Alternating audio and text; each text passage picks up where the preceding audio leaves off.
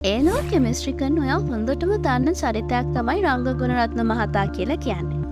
මෙතුමා විසින් රචනා කරලා තියෙන උසස් පෙළ රසායන විද්‍යාව 2015 ප්‍රශ්නපත්‍ර විවරණය කියන මේ පොතේ බහුවර්ණ ව්‍යුහගත රචනා විවරණ කියන සියලුම කොටස් අන්තර්ගත කරලා තියෙනවා. ඒ වගේම බහුවර්ණ ප්‍රශ්නවලට සම්පූර්ණ පිළිතුරු විවරණයක් වගේම ආශ්‍රිත පසුගිය ප්‍රශ්නත් මේ පොතට එකතු කරලා තියෙනවා. ව්‍යුහගත රචනා සහ රචනා ප්‍රශ්නවලට ඍජු පිළිතුරු ලබා දීලා තියෙනවා.